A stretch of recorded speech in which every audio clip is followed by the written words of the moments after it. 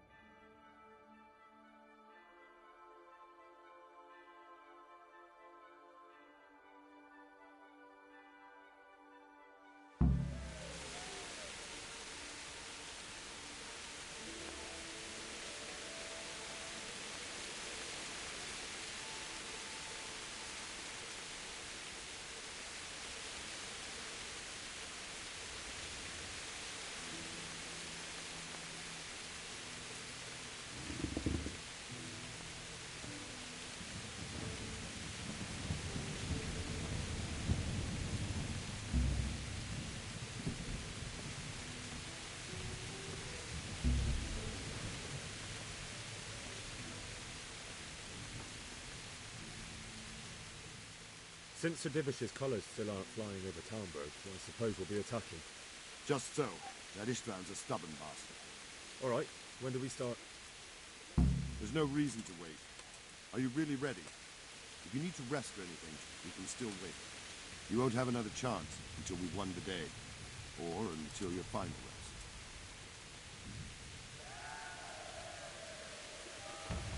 I have to deal with something first. Alright. But don't keep us waiting too long. Take care.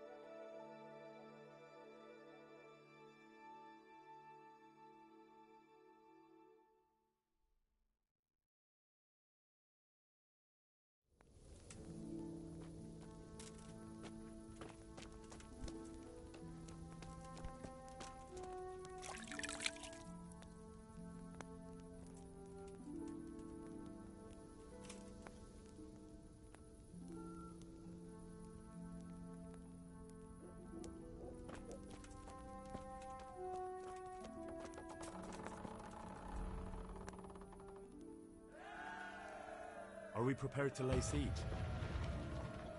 There's no reason to wait. Are you... I'm ready. Glad to hear it. We're going to attack on two fronts. The north gate and the west wall, which will scale with ladders. The attack will be split into different stages. Taking the outer walls, the inner bailey, and finally the core of the castle and the tower.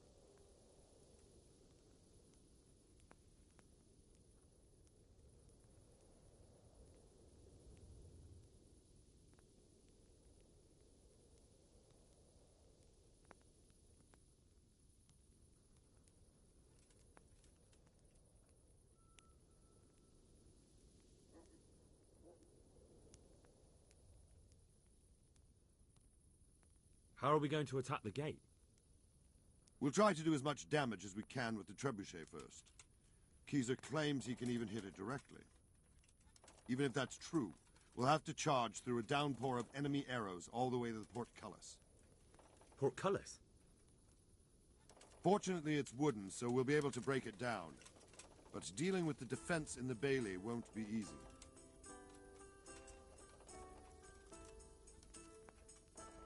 How will we take the battlements? Either by scaling the west wall, or our men at the gate will help. If they can break through, that is. And what's the plan for attacking the west wall? First, we have to get men to the wall with ladders. Which is no easy matter under fire, so we'll need as many men covering them as possible. As soon as the ladders are in place, our foot soldiers will run up and try to scale the wall. Once a few of them get to the battlements, we should quickly gain the upper hand.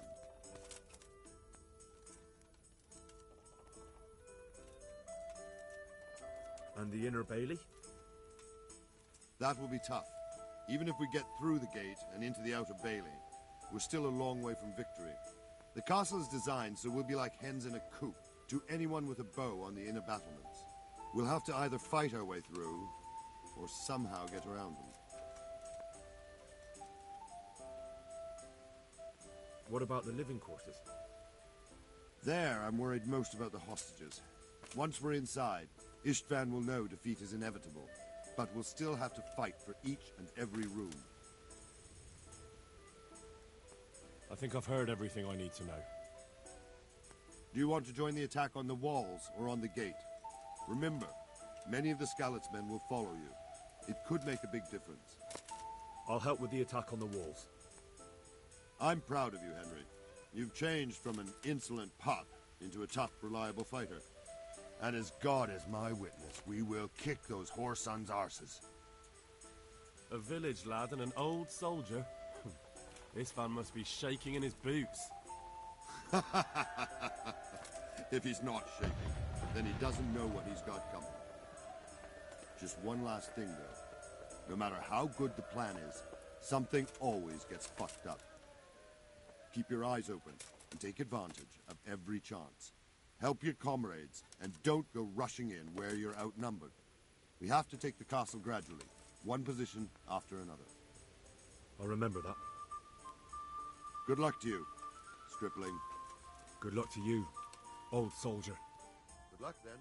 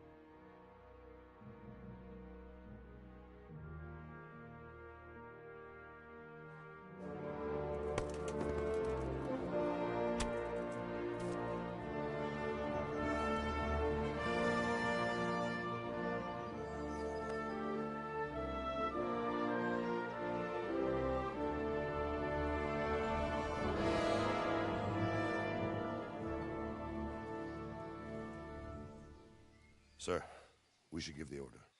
Let's see if Istvan Toth can worm his way out of this one. Don't tempt fate, Hanush. Istvan! It's over!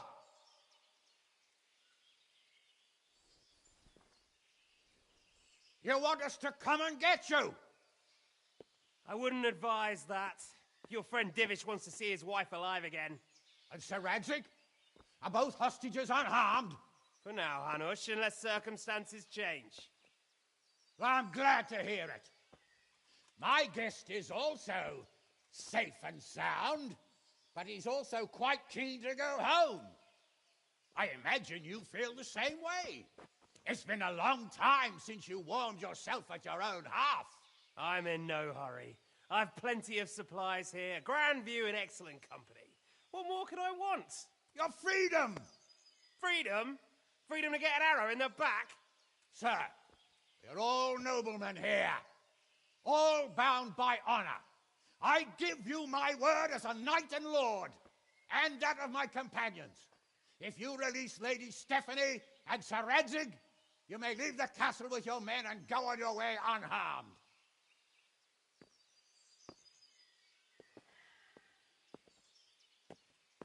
And just how far will we get? What good will it do me if your men attack us in the woods instead of here? If you give me your word of honor that you will leave and never return, I promise you safe passage to the boundary of this fiefdom. What happens after that is up to you and the will of God Almighty. Very well then, but I want a small safeguard. I'll give you her ladyship, but Radzig comes with me. I'll release him in Skalitz. Out of the question! Is our word not good enough for you? Is mine not good enough for you? I swear I'll release him when I get to a safe distance. I'll go with him, Hanush. Let the Lady Stephanie have her freedom now. Father! Don't worry, son. I trust Lord Toth's self-interest more than his word. He wouldn't be fool enough to harm me. If you're certain, Radzig. Prepare horses and supplies, and tell your men to pull back. We'll come down. You heard him. Get to work.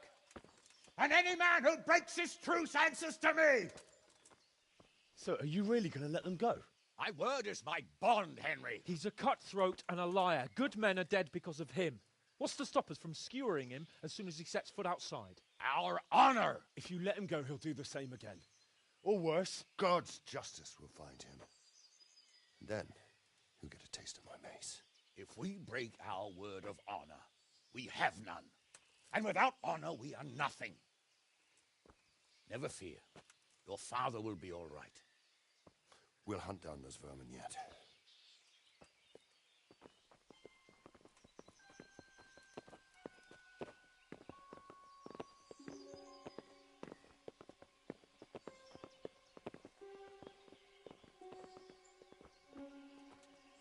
Bring the horses.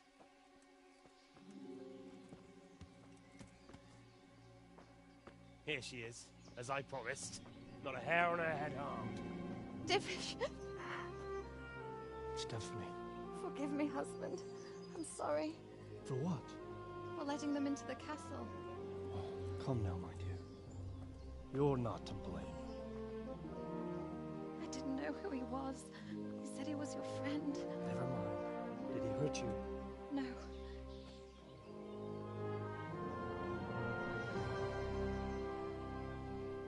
I hope your word can be trusted.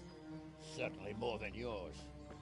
If everything goes as agreed, I'll set Radzig free in Skalitz. If anyone tries to follow us, I'll kill him. We won't. My apologies for keeping you from your father, but you'll see each other soon enough. Oh, I almost forgot. Your sword. I expect you'll want it back after all the trouble you went to. Actually, you know what? I think I'll keep it. As a memento. This isn't over. I'll find you. I look forward to it. Yeah!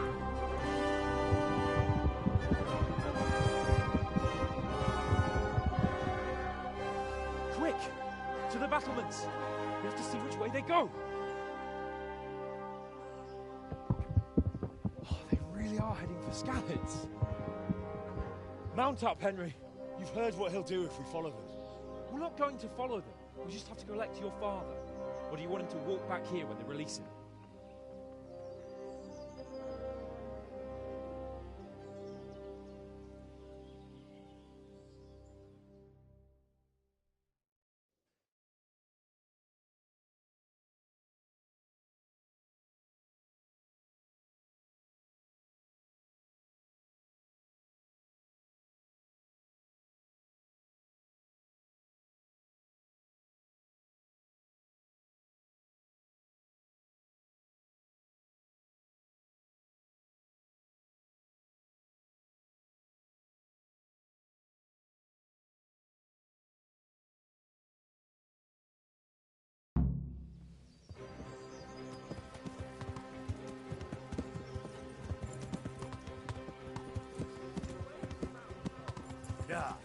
Sneaking into Brannick all on your own?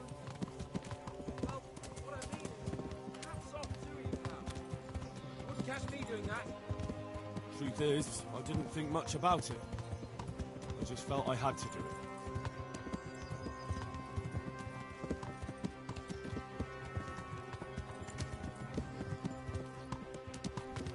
What should I say to him? Don't worry. It'll come to you. You'll see. Well, I just hope he'll be there. Alive.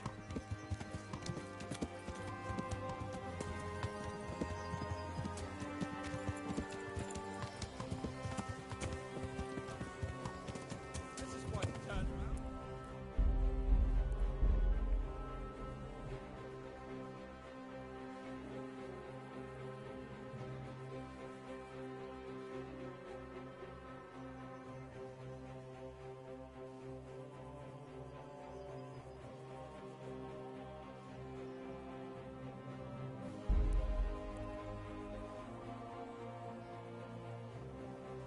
What do you mean?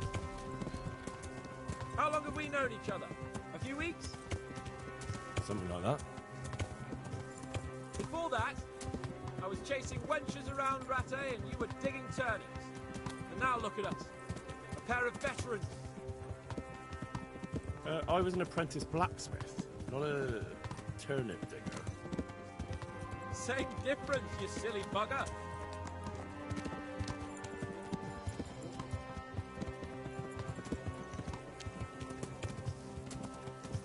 What will you do now? Not long ago, I only made plans 3 days ahead at most. Maybe I really could do something for Rattay and its people. Something really big. But there'll be plenty of time for that later.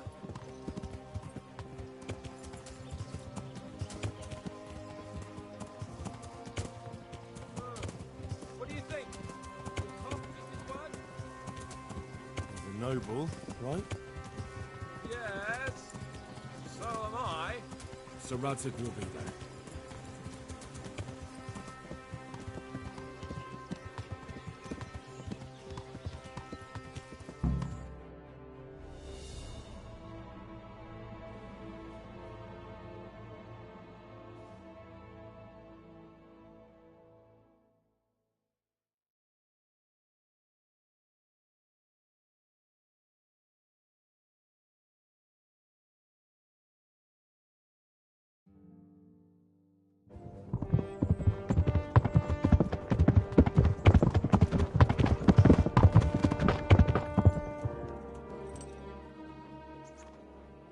There's no sign of them.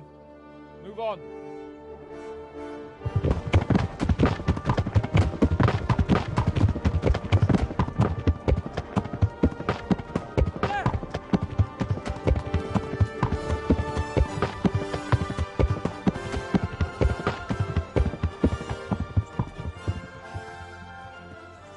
I'm glad to see Ishvan kept his word, sir. Not half as glad as I am, Your Grace. Well, we kept our word too. And now Toth has had his head start and he's fair game.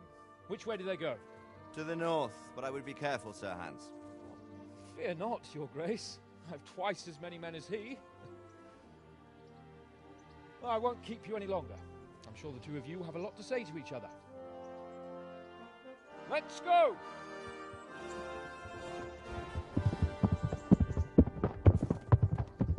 You all right, Father? I am. They treated me quite decently.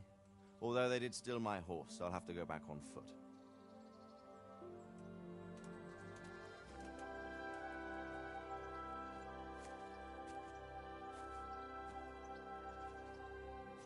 It looks like it's all over. Not by a long shot. It won't be over until we get this mess cleared up. And catch that bastard. How could we let him go? Would you rather we killed him? Even if it meant Lady Stephanie and I died too? No, of course not. But what was to stop us from killing him after the exchange? Honor? Honor? If the word of honor of a nobleman could not be trusted, then he would never have agreed to the exchange. And where's the honor in abandoning your son? You know how it is. We were young. It happened. And I couldn't marry a commoner. Then your father, Martin, came along and took care of both of you. Well, he knew it. What? That I was your father? Certainly. He was a great man. He took you as his own.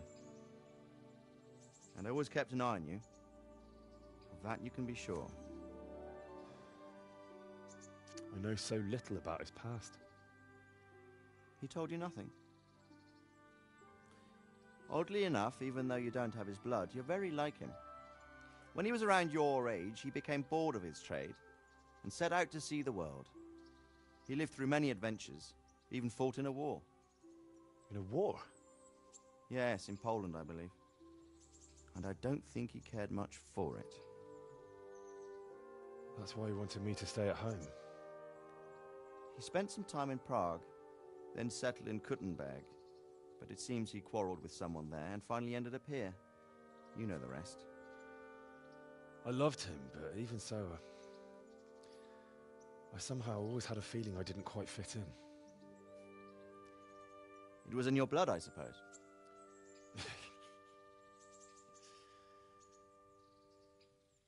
I lost the one thing I had left from him. Your sword. Ah, the sword. It's not my sword. It's yours. For a moment there, it was so near, yet so far. Oh, well, it can't be helped. It was almost within my grasp, but just then I had something else on my mind.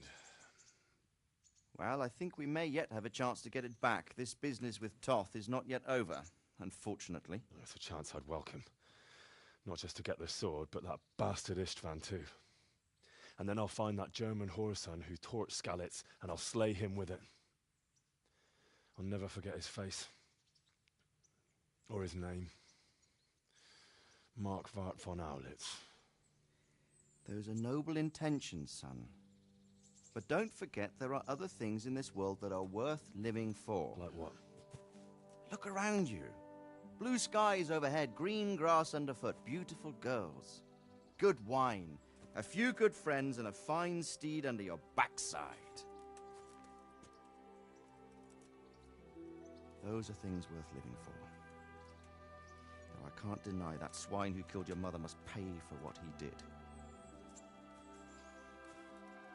It is better not to dwell too much on that at the cost of those other things. On the subject of steeds, I think we'll have to ride like the Knights Templar. How's that? 2 up. One day I'll tell you how they got their seal. You can take the front.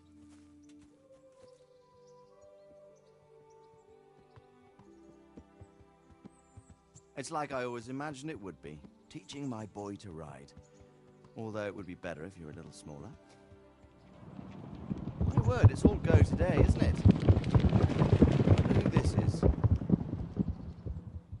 I think I know. It's Margrave Jobst. The king's cousin? I wonder what he wants. I guess we'll find out soon enough.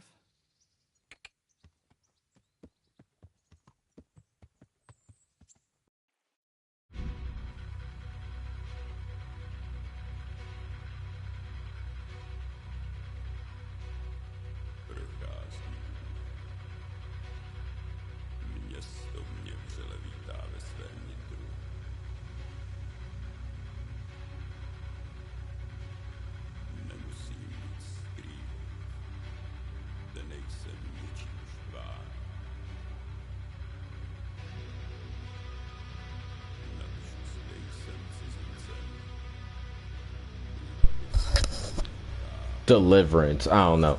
That was honestly a cool ending.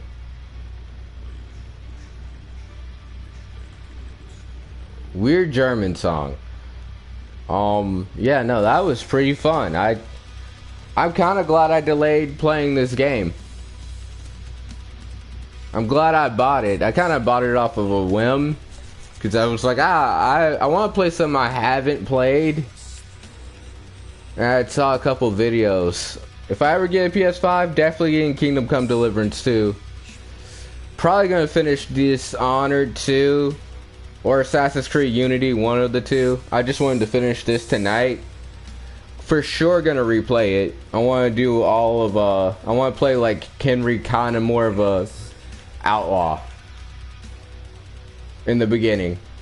Like, I probably won't go bury my parents right away. Like, whenever the first optional shit is, I'm doing that.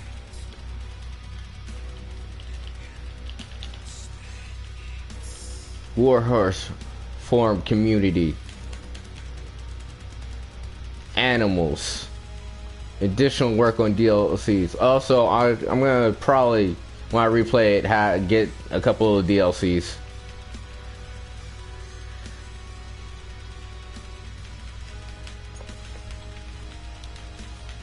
I really thought I was gonna die during the siege. I was in my head, I was like, I should have gotten a fucking helmet.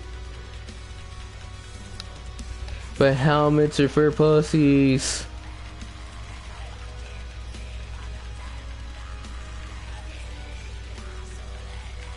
Honestly, I was gonna choose the gate. It was kind of cool to storm the walls. Free BSD live.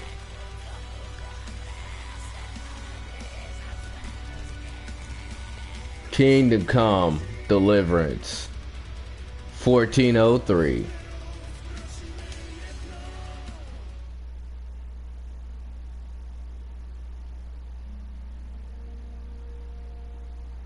Apparently fuck Teresa, right? Sweet ass Gibson. Off to Kuttenberg. It's like, oh, it's only been 2 weeks. It's like, yeah, I guess if you play it. Father. Come now. You know whose side you. It doesn't matter now.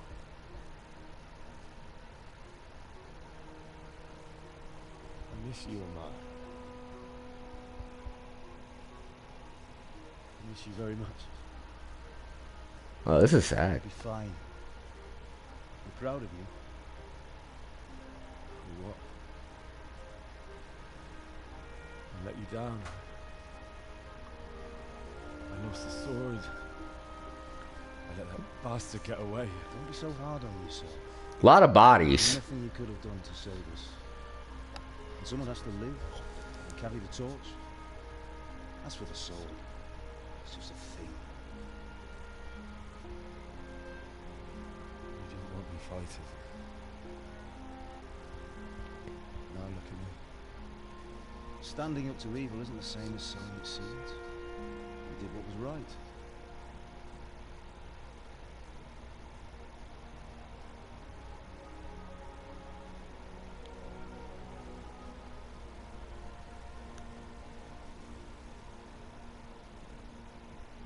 I have to leave you now.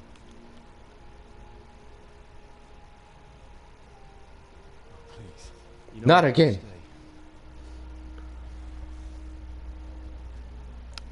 Real talk, this is some sad shit. Like, almost Will I ever see you again? Jack Marston sad.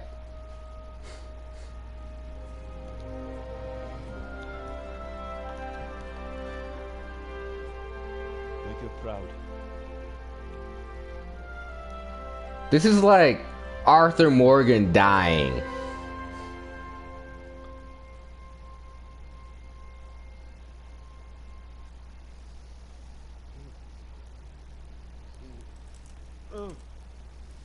Don't go. No. What on earth were you dreaming about? I couldn't wake you, and it's well past dawn. Sir Radzig wants you at the upper castle. The lords are in council with Yops.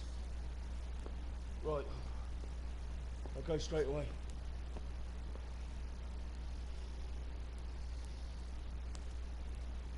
What is it? It's just... I don't know how to address you anymore. All of a sudden you're Sir Radzig's son, hobnobbing with lords and ladies. And here's me as common as muck. Oh, I'm gonna pick this up. yeah. Do I look like a lord to you? Not really.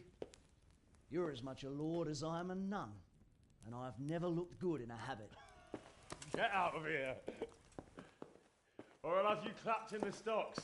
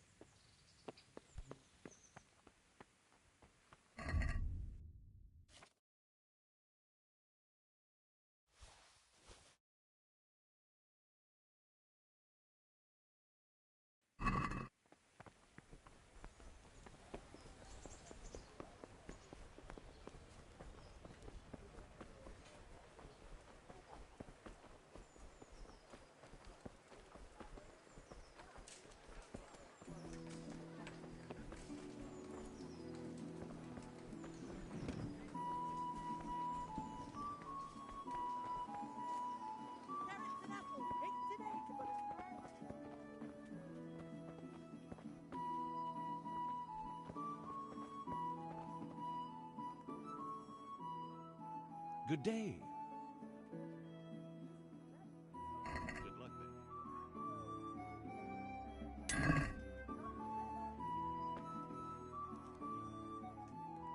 Good day to Goodbye.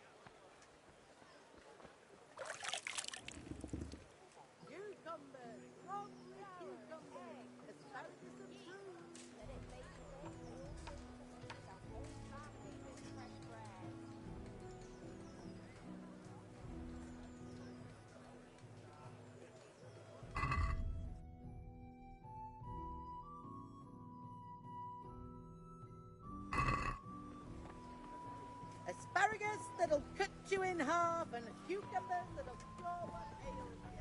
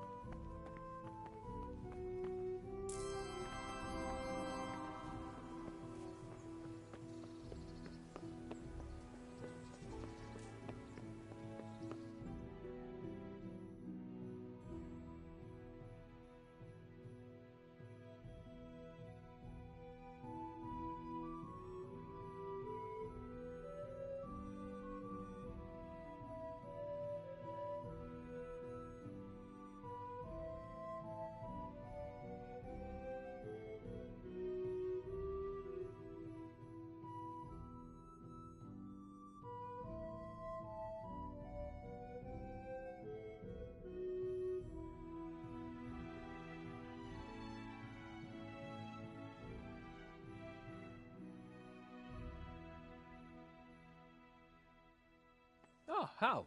Are you going to the meeting with Margrave Jobst as well? I am. What about Istvan? I assume... That we didn't catch him? No. Because if we had, you'd be the first one to know. Have no fear. We'll get him eventually. I hope you're right. Anyway, let's go and see what Jobst wants from us.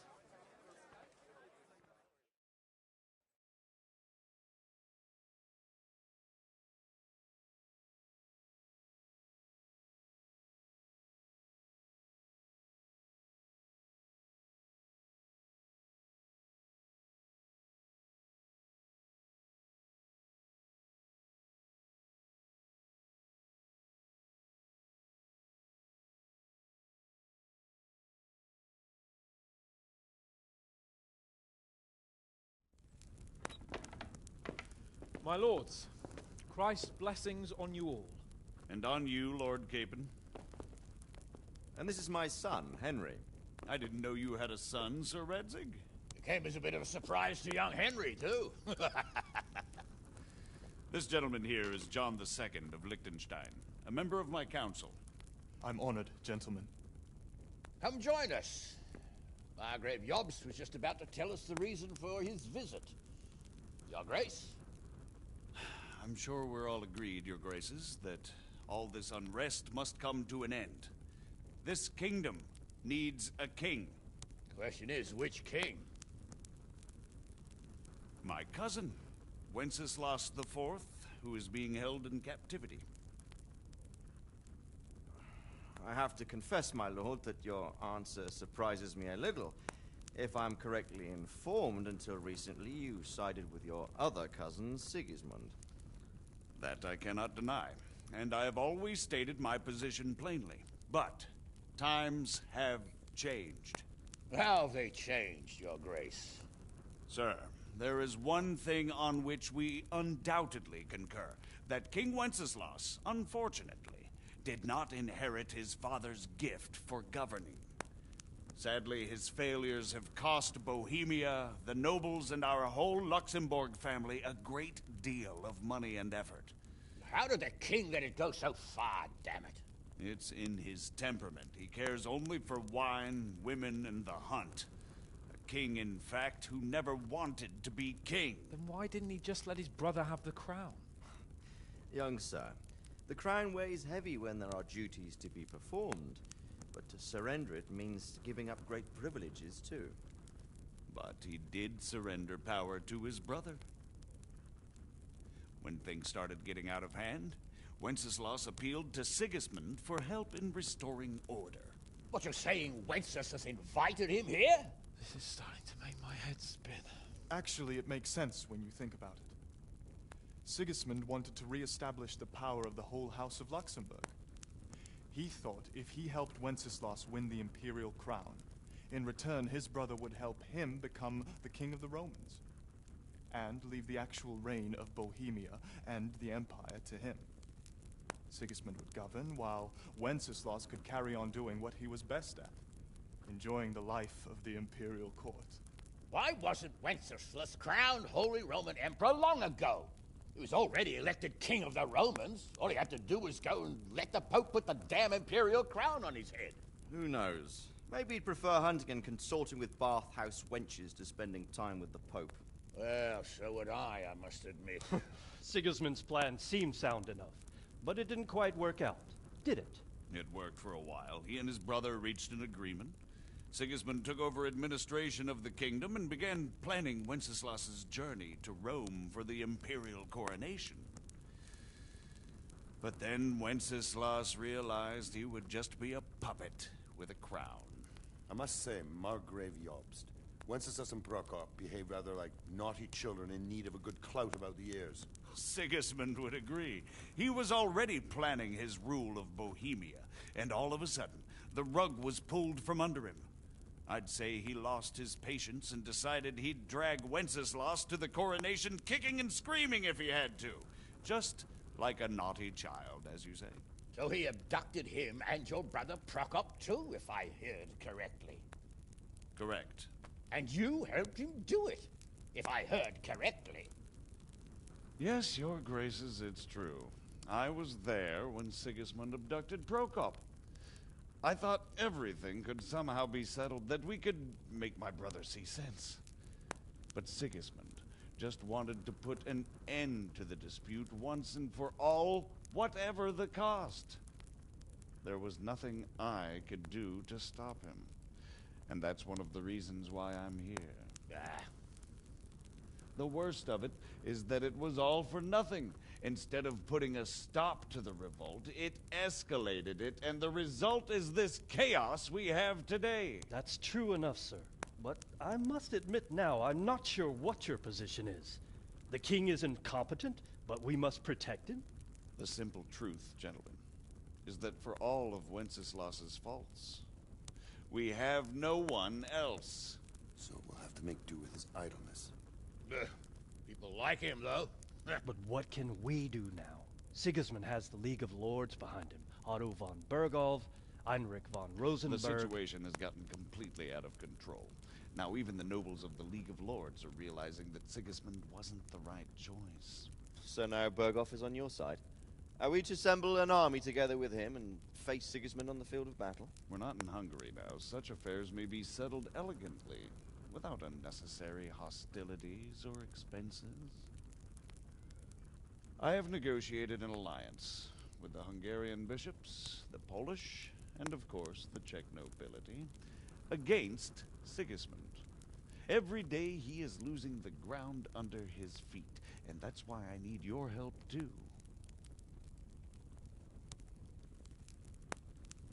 What kind of help, though? Sigismund has a massive army, and Rosenberg, Berghoff, and Prague are behind him. Do you have an army you could face him with? But that's not what I mean at all.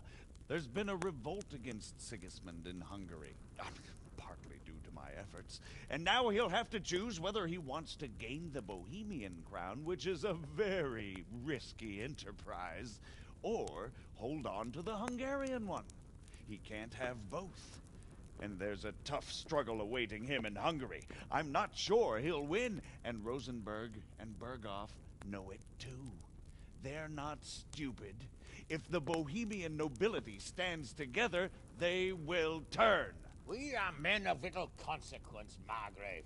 Radzig here lost everything because of his alliance with Wenceslas. Sir Divish came within a hair of the same fate. Even Rattay is defenseless against Sigismund and the League of Lords. What's more, your grace, King Wenceslas languishes in captivity in Vienna. He can't rule too well from there. And what do you propose? To sit with your arms folded till the Bohemian lands are turned to ashes like Skalitz? We have to put a stop to this senseless war. And do you know, sir, what the true position of the League of Lords is? I'm not on the best of terms with them at this moment, so you'll have to ask them yourselves. Yes. Why not? I'll go and visit Berghoff at his castle and we'll see what he tells me. You know, that's not such a bad idea, young sir. True. Though a little risky. I doubt Bergoff would harm a blue-blooded envoy. And you can find out what he has to say about developments, and what the League of Lords is planning. Then we'll decide what to do next. I'll help you compose a letter to him. I'd like Henry to come with me. Why not? He's proven himself an able investigator, and he'll also be a good bodyguard if anything should happen. And I'll send Sir John here to Kuttenberg to be my eyes and ears there. I believe both your reports will help us get a better grip on the situation. When can you set out? Just as soon as I've packed my things. Excellent. Margrave Jobst and I will draft a letter. Get ready, and we'll meet back here.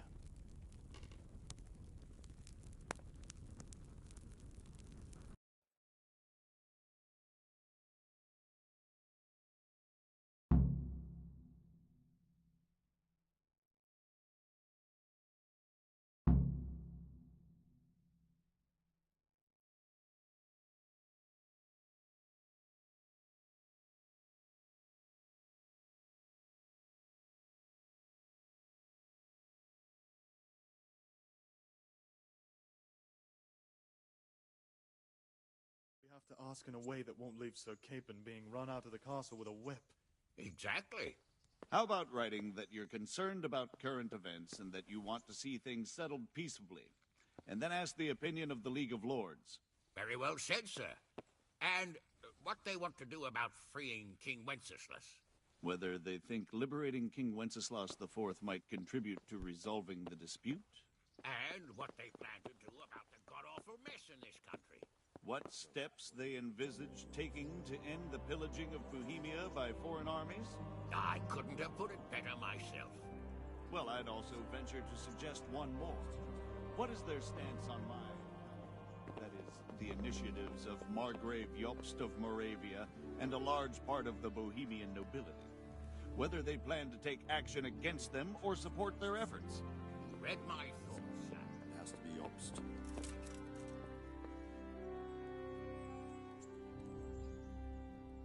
I'm glad to see you.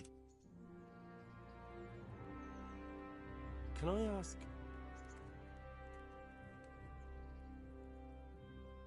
Thank you. Goodbye. How are you? What do you think of Job's speech, Sir Robard? Honestly, lad, I wouldn't trust a word he says. He'll drag us into something, and when the going gets tough, he'll turn tail and leave us to deal with the consequences. And who is this Jobst exactly? He spent 20 years wrangling over Moravia with his brother, Prokop. Then they suddenly reconciled when Sigismund was captured in Hungary, and they went plundering there, claiming it was with the aim of liberating him. When Wenceslas sent them to parley with his enemy, Rupert of the Palatinate, the pair of them turned coats on the spot, took sides with Rupert, and together with the League of Lords and the Meissen nobles laid siege to Prague. But then they made terms with the king. He agreed to hand over part of the government, and they sent the Meisseners home. This is no ancient history I'm talking about. It was only 2 years ago, and now, suddenly, he's Wenceslas's greatest ally. Can you trust someone like that?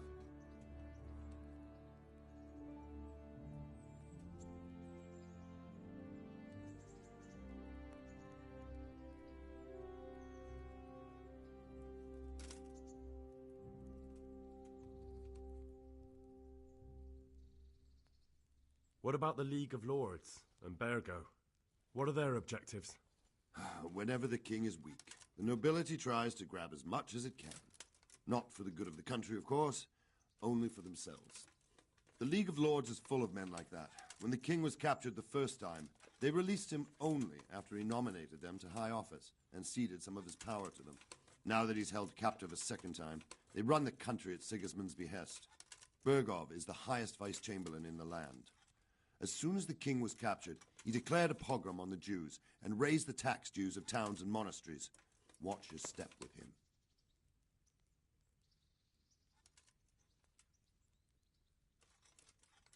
What do you think Sigismund's after? I'd say he wants to restore the empire, to its glory days under his father, Emperor Charles, which his brother seems incapable of doing. But he's also defending the East against the Turks, and fighting with his own noblemen at home, battling his brother and cousins here, and Rupert and the Meissen nobles in Germany. He has a lot to deal with, and riding roughshod over everyone certainly isn't helping. Mind you, what else is he to do? I think in more settled times he might make quite a good king, but now he's missed his chance. Do you think that rescuing Wenceslas will help the country, sir? God knows. The king is a drunkard. If he governed instead of boozing, wenching at the baths and hunting, there'd be peace and order. Quite honestly, I'm not surprised the Germans deposed him, or that Sigismund's patience ran out. Why? Wenceslas himself sent for Sigismund to help him, and made an agreement with him. And when Sigismund started acting as agreed, Wenceslas double-crossed him and claimed the agreement was invalid, just because he no longer liked it. What would you have done in Sigismund's place? On the other hand, now we've seen what Sigismund has been getting up to here, it's clear he's no better a sovereign than his brother. And that goes double for Rupert, not to mention Jobst, who might well have his eye on the Bohemian throne too. So, all in all, we're probably best off with the drunkard. Better the devil you know.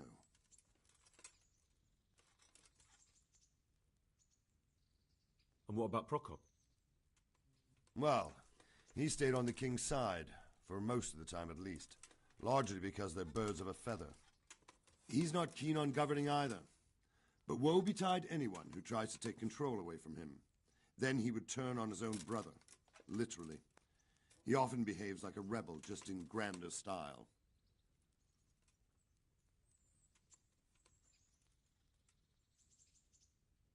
And what about Rupert of the Palatinate? What does he want? Rupert?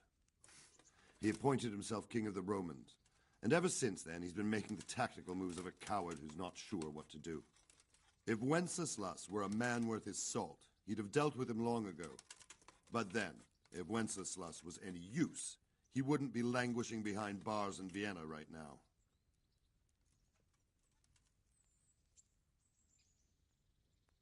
Good. That was all I needed to know. Thank you, sir. You're welcome. Bear up, and take care of yourself. The world is a dangerous place, and Bergov's a dangerous man. Good luck, then.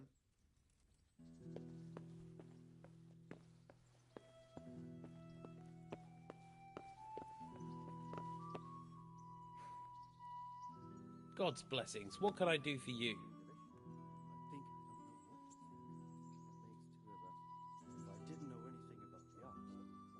Good luck, then.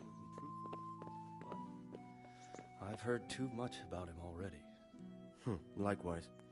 But I do feel he's the one with the best chance to put things right. Well, we'll see what we learn from Bergov. If the League of Lords stands with Sigismund, then our chance is pale, in spite of everything Job said. We shall see. We shall see.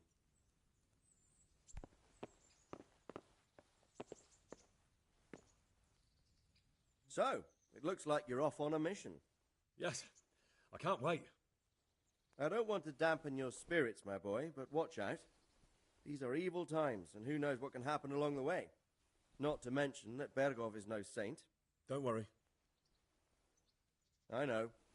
You've shown you can fend for yourself, but do take care. You'll be traveling as Lord Capon's bodyguard. You'll be there to make sure nothing untoward happens to him. Keep your eyes peeled and your ears wide open. What Bergov tells you is one thing, but what you see may be quite another. Rest assured, Father. And don't get embroiled in anything else. Just hand over the letter, hear out his reply, and return. Yes. Very well. Bergov is at Trotsky Castle. I think you'll find it quite an eye-opener. It's one of the finest castles in the land. It's 3 days' ride from here, so unless you hit a snag along the way, you'll be back soon enough. Any questions?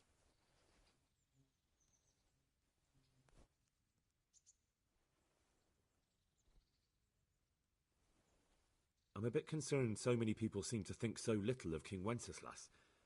You knew him, didn't you? What's he really like? Well, there's no straightforward answer to that question.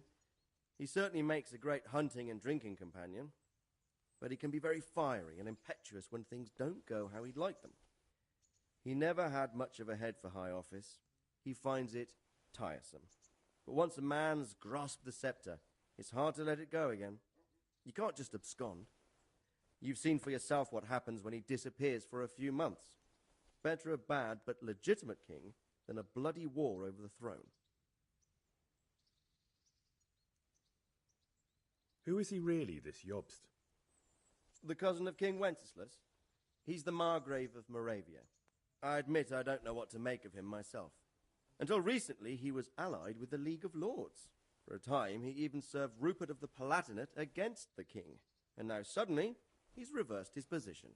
I don't know what led him to do it, and one can't help being suspicious. It's best to keep a watchful eye on him. But he really is the leader of the resistance against Sigismund these days. We'll just have to see how it all turns out.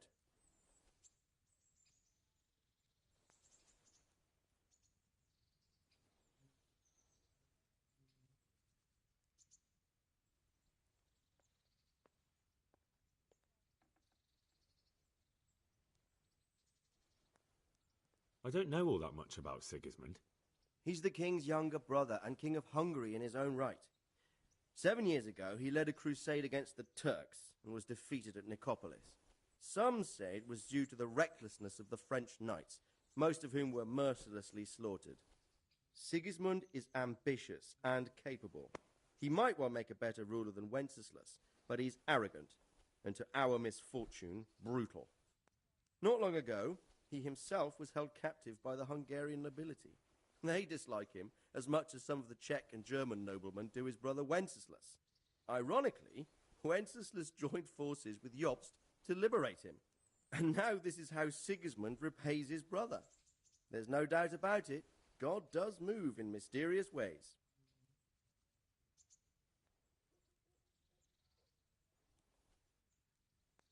The League of Lords and that Berghoff we're off to see. Who are they exactly? The lords of the powerful houses. Heinrich of Rosenberg, Otto of Berghoff, Heinrich of Radetz, and others. They're unhappy with the way their influence declined after Wenceslas surrounded himself with the lesser orders of nobility. They abducted the king years ago and made him bow to their will. They got away with it that time, and now they've joined forces with Sigismund and done it again. But now it seems that Sigismund's behavior is starting to rub them up the wrong way, so they may well be thinking twice. We'll see what Berghoff has to say.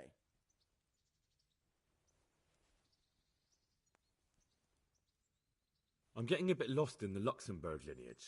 It all seems a bit too tangled. The Luxembourgs have ruled the Empire and Bohemia for almost 100 years now. Emperor Charles brought this land to prominence. When he was in power, things had never been so good. Wenceslas and Sigismund are his sons, but by different mothers. Jobst and Prokop are their cousins. They were entrusted with governing Moravia. But instead, they've been in a bitter armed feud for years, and now Sigismund's fallen out with Wenceslas. Wenceslas also had another brother, the youngest, John of Görlitz, who was most probably poisoned. They seem like a hot-blooded lot. It's hard to keep up with their affairs, since they tend to change their alliances from one day to the next.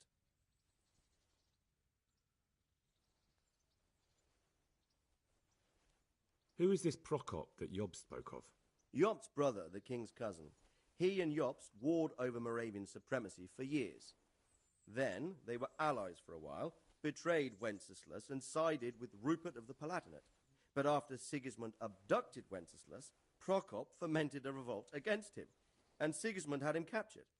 Politics. Make of it what you will. I, for one, can't make head or tail of it most of the time.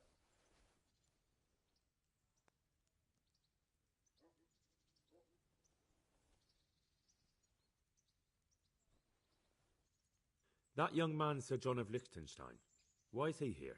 The Liechtensteins are a powerful Austrian family, with estates in Austria and Moravia. Sir John sits on Jobst's council. Since the king's being held captive in Vienna, I suppose it makes sense to have a powerful Austrian house as allies. It could be very useful.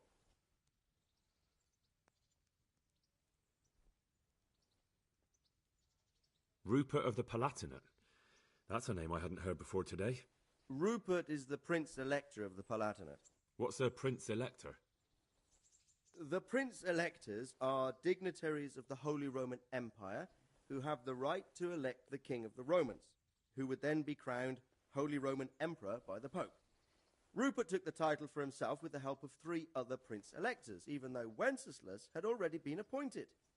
Some of the nobility in the empire recognized Rupert's claim, but when he went to Rome to be crowned emperor, it turned into a fiasco. Now he's doing his utmost to get Wenceslas to acknowledge him, but so far without success. So, now we have 2 kings of the Romans. Jobst sided with Sigismund for a while, but now he's switched allegiance. He seems to do that quite a lot. That's about all. Very well. Take the letter from Sir Hanush, and good luck, son.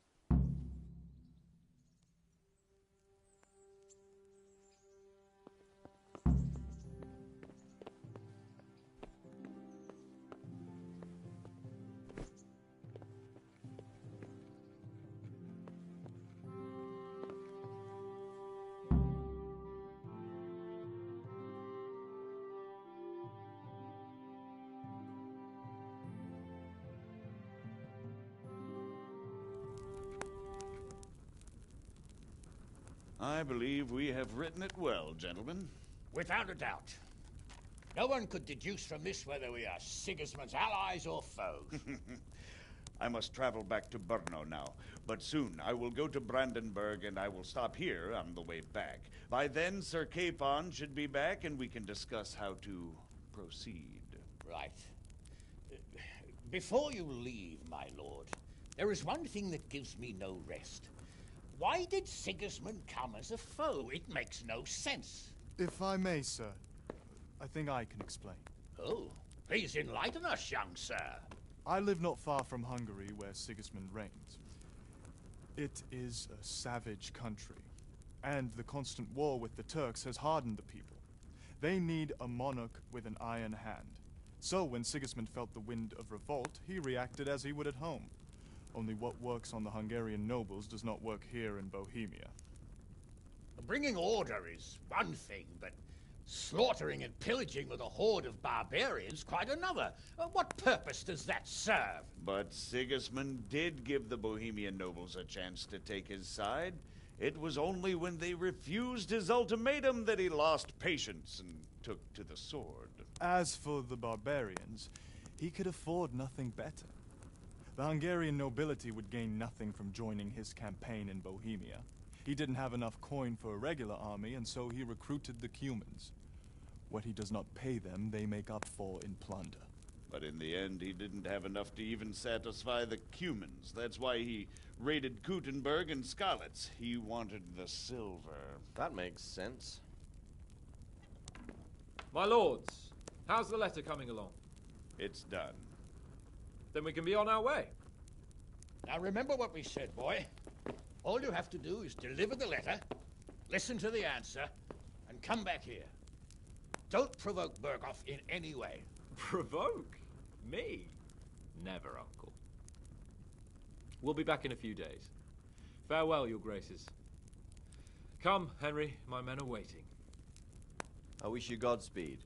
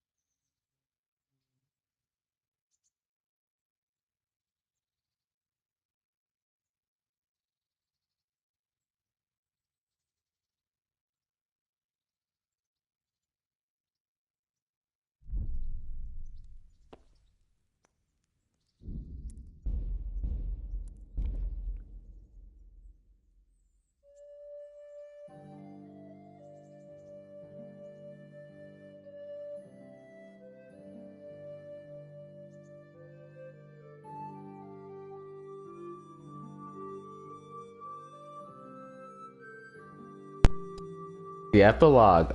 Yeah. I'm going to bed. That explains a lot, because I was wondering, like, why did Sigmund, fuck it, you know who I'm talking about, Sigmund do what he did, how he did it. It's like, I feel like if he had just been a little bit more rational, they would have been like, yeah, I mean, fuck Wenceslaus. He clearly doesn't have a great reputation. Well, hopefully I'll figure out a way to get Kingdom Come Deliverance 2 and a PS5. This game was fun as shit. I'm definitely gonna replay it though. I'm gonna go see Teresa. All my side quests have been basically done.